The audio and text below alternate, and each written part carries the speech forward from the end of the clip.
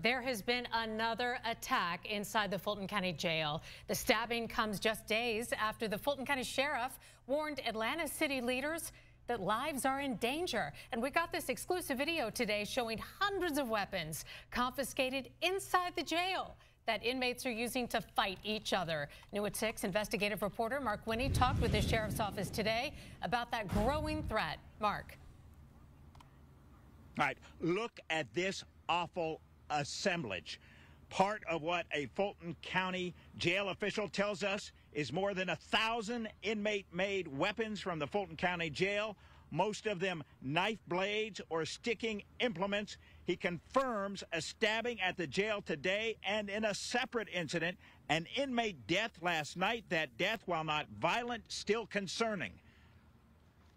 Some of them are actually screws that have been filed down on the concrete within the jail. Some of the softer pieces of metal have been bent into shape to create an edge and a quite deadly piece of material. Fulton County Sheriff's Lieutenant Colonel Adam Lee says the wheelbarrows and barrels contain more than 1,000 homemade weapons, most of them shanks, made when pieces of metal pulled from the infrastructure of the Fulton County Jail were sharpened to potentially lethal points. He says Fulton County Sheriff Pat Labatt recently had them displayed for the Fulton County Commission to make a point about problems with the overcrowded, aging jail.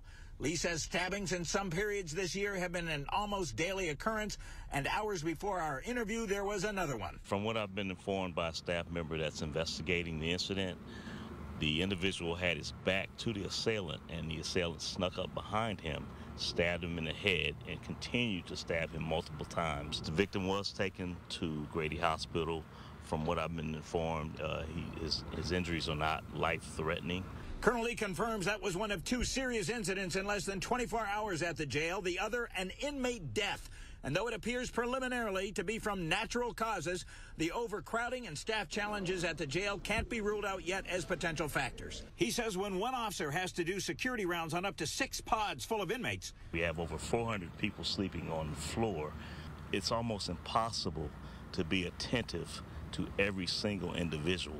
Colonel Lee says now 9 Fulton County jail inmates have died since January 1st, a combination of medical issues, suicide, and homicide, all but one either dying at the main jail on Rice Street or after being transported to a hospital from there. Lee says a late September death at the jail was the result of a stabbing, so both death and stabbings at the jail have been an ongoing concern. The instrument that we believe was very similar to this one. I am moving in a space where people's lives are in danger. Colonel Lee says the possibility of more deaths in the overcrowded, staff-challenged jail was a significant part of the motivation for remarks Sheriff Labatt made to the Atlanta City Council Monday in an effort to expedite the transfer of some Fulton County inmates. So why would we delay anything when it comes to people's lives? To beds that would be leased at the mostly empty Atlanta City Detention Center, which the city has basically agreed to in principle.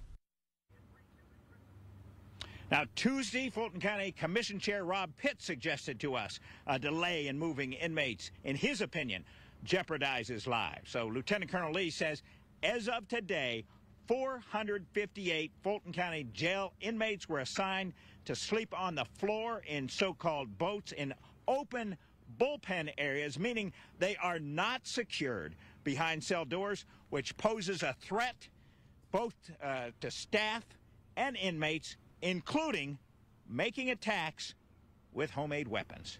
Reporting live, Mark Winnie, Channel 2 Action News.